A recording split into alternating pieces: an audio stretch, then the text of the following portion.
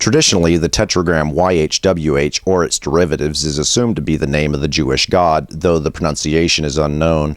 Yahweh and Jehovah have been offered as possibilities by tradition, but again, they claim not to know how the name is pronounced.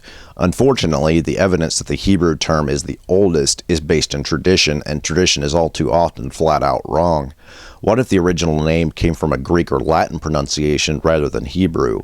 In other words, what if the Hebrews borrowed their word from the Greeks or Romans? If so, the pronunciation would be easy to replicate. Let's see how that works out. In Greek letters, the H is eta. It's a vowel that sounds like a long E. The final eta is potentially silent. Y is represented by upsilon, which would be pronounced like a long I. When you get to W, you have a real problem. W is probably the Greek letter omega, the long O. If it's foreign, however, it may be closer to an U sound. At this moment, I'll go with both sounds. Removing the final eta since it's potentially silent, you have the word YHWH or YHWH.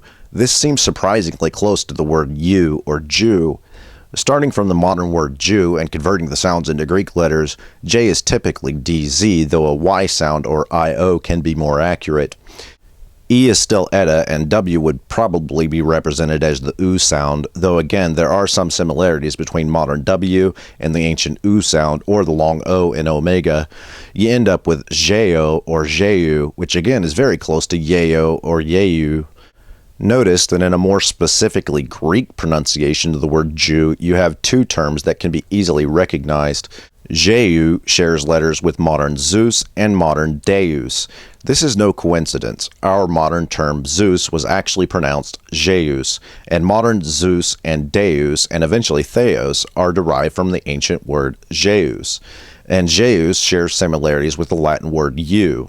Eu in Latin is basically a sky god. Eu pater is the sky god father, which is the modern term Jupiter. The Roman god Jupiter and the Greek god Zeus share etymology. Where exactly the term came from is unknown, but notice again that the Latin word eu is very close to you or Jew.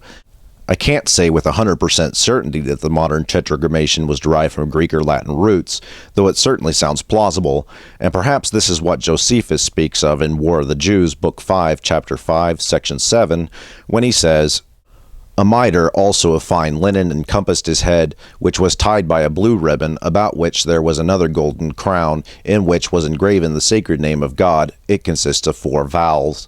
This statement by Josephus has always been a great mystery to traditionalists and modern scholars.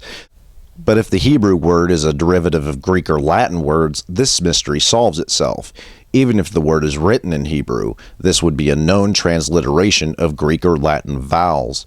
A proper Greco-Roman pronunciation of this term would be something similar to you or YHWH, which in modern terms would be something close to the modern word Jew, and is extremely similar to the ancient U in Jupiter.